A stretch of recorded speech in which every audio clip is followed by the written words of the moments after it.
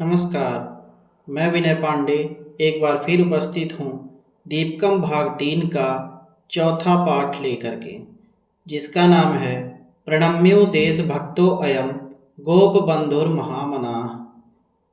इसको अलग अलग करके देखेंगे। प्रणम्य देशभक्तः अयम गोप बंधु महामनाः। प्रणम्य अर्थात वंदनीय, देशभक्तः यानी देशभक्त, अयम यानी यह, गोप बंधु गोप बंधुदास, महामनाः यानी उच्च विचारों वाले। इस प्रकार इस पाठ के नाम का अर्थ हुआ यह उच्च विचारवान देशभक्त आदरणीय गोप बंधुदास हैं। चलिए आगे बढ़ते हैं अभ्यास कार्य की ओर। पहला प्रश्न है अधोलिखितानां प्रश्नानां एकपदेन उत्तरम लिखत, अर्थात नीचे लिखे हुए प्रश्नों के उत्तर एक शब्द में लिखिए। पहला है समाज दिन पत्रिकायाः प्रतिष्ठाता कः, अर्थात समाज नामक दैनिक पत्रिका के संस्थापक कौन हैं। तो इसका हो जाएगा गोप बंधु, अर्थात गोप बंधुदास। दूसरा है गोप बंधु कस्मै स्वभोजनम दत्तवान, गोप बंधुदास ने किसे अपना भोजन दे दिया। तो किसको दिया था? भिक्षुकाय, भिक्षुक को। तीसरा है मरणासन्नः कः आसीत्, मरणासन्न कौन था। तो मरणासन्न कौन था? जिसको छोड़ करके गोप बंधुदास ने समाज सेवा के लिए चले गए थे। गोप बंधो पुत्रः, अर्थात गोप बंधुदास का पुत्र। अगला है गोप बंधु केन उपाधिना सम्मानितः अभवत्, अर्थात गोप बंधु किस उपाधि से सम्मानित हुए। तो इसका उत्तर हो जाएगा उत्कल मणि हैं, अर्थात उत्कल मणि नामक उपाधि से उन्हें सम्मानित किया गया। इसका अंतिम है गोप बंधु कति वर्षाणि कारावासम प्राप्तवान, अर्थात गोप बंधुदास को कितने वर्ष का कारावास यानी जेल हुई। तो कितने साल की हुई थी? वर्ष द्वयम यानी 2 वर्ष की। तो ये था प्रश्न क्रमांक 1। चलिए आगे बढ़ते हैं प्रश्न क्रमांक 2 की ओर। एक वाक्येन उत्तरम लिखत, अर्थात पूर्ण वाक्य में उत्तर लिखना है। पहला है गोप बंधु किमर्थम अश्रुपूर्ण नयनः अभवत्, अर्थात गोप बंधु की आंखों में आंसू क्यों आ गए। तो इसका उत्तर है भिक्षुकस्य क्रंदन ध्वनिं श्रुत्वा गोप बंधु अश्रुपूर्ण नयनः अभवत्, अर्थात भिक्षुकस्य यानी भिक्षुक की क्रंदन ध्वनिं, रोने की आवाज सुन करके गोप बंधु की आंखों में आंसू आ गए। अगला है कीदृशं पुत्रम विहाय गोप बंधु समाज सेवाम अकरोत्, अर्थात किस प्रकार पुत्र को छोड़ करके गोप बंधु समाज सेवा के लिए गए।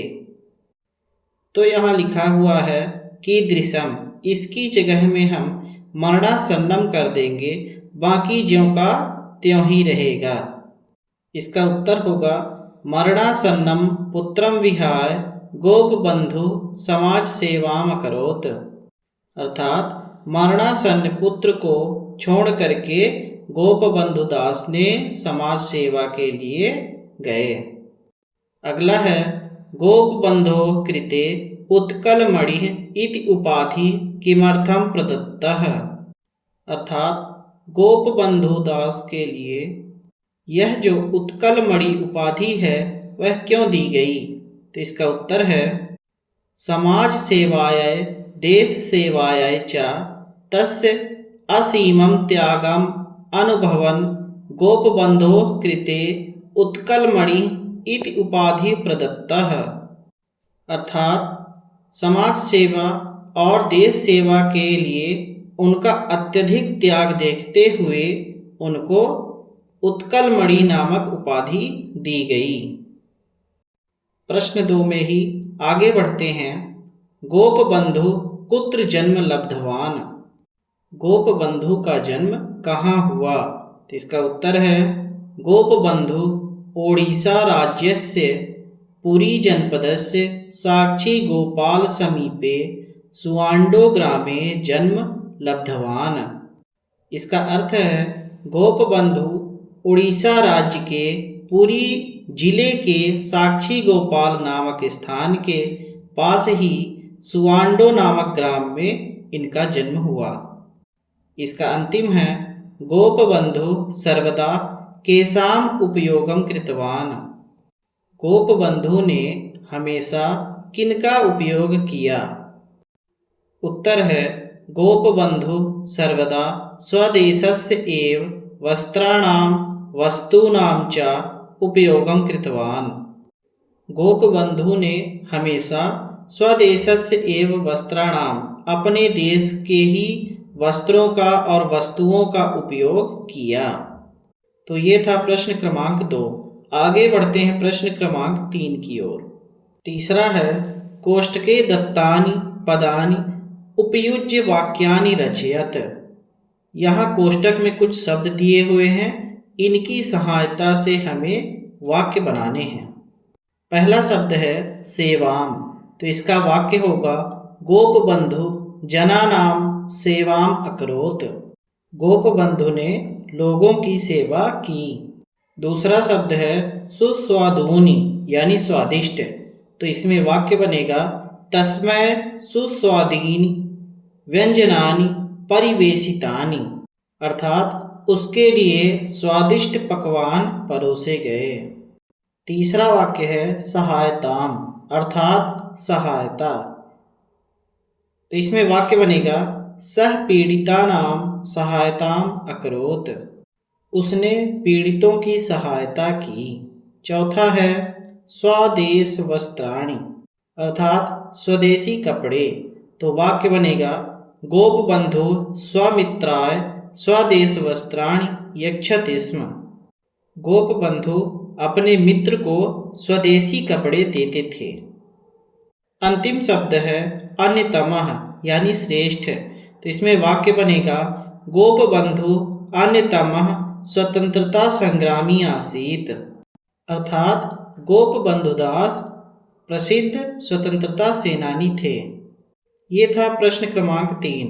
आगे बढ़ते हैं प्रश्न क्रमांक 4 की ओर। चौथा है चित्रम दृष्ट्वा पंचवाक्यानि रचयत। चित्र को देख करके 5 वाक्य बनाइए। इस चित्र को देखिए, कहाँ का चित्र है? चिकित्सालय, तो इसमें हम वाक्य बनाएंगे इदम चिकित्सालयस्य दृश्यम अस्ति। यह चिकित्सालय का अर्थात अस्पताल का दृश्य है। इसमें कौन दिखाई दे रहे हैं? ये गोपबंधुदास हैं और एक बीमार की सहायता कर रहे हैं। तो हम एक वाक्य बनाएंगे गोपबंधु पीड़ितस्य सहायताम करोति, अर्थात गोपबंधुदास एक पीड़ित की सहायता कर रहे हैं। अब ये दोनों कहाँ जा रहे हैं?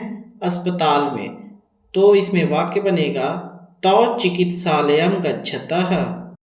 वे दोनों अस्पताल जा रहे हैं। इसके अलावा और हम क्या लिख सकते हैं? तो यहाँ पीछे देखिए बादल दिखाई दे रहे हैं, तो इसमें हम वाक्य बनाएंगे अस्मिन् चित्रे मेघाः सन्ति।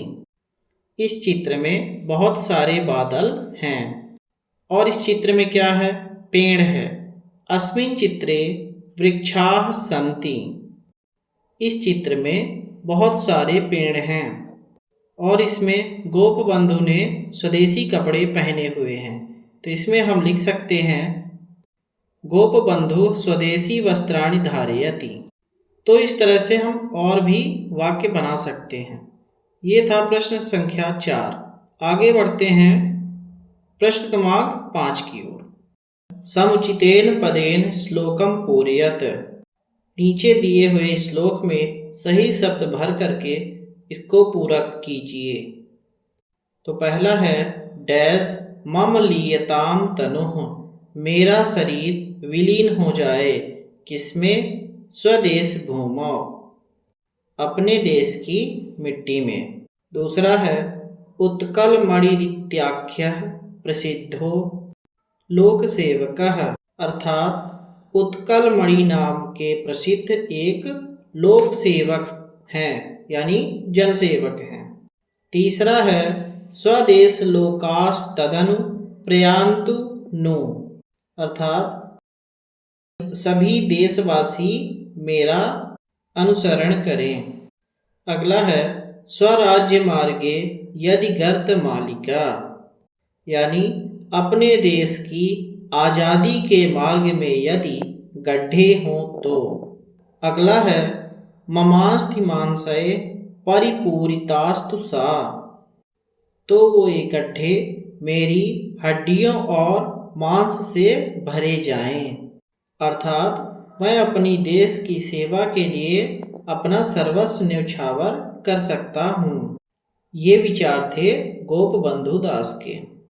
तो ये था प्रश्न क्रमांक 5। आगे बढ़ते हैं प्रश्न क्रमांक 6 की ओर। छठवां है उदाहरणानुसारम क्रियापदम स्त्रीलिंगे परिवर्तयत। इस उदाहरण के अनुसार क्रिया शब्द को स्त्रीलिंग में बदलना है। शब्द दिया हुआ है गतवान, अर्थात गया।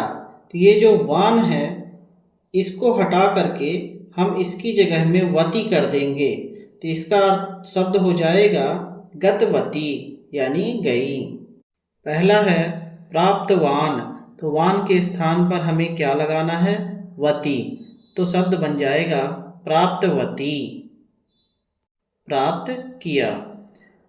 अगला है उपविष्टवान, तो इसका शब्द हो जाएगा उपविष्टवती, अर्थात बैठी। अगला है भुक्तवान, तो इसका शब्द हो जाएगा भुक्तवती।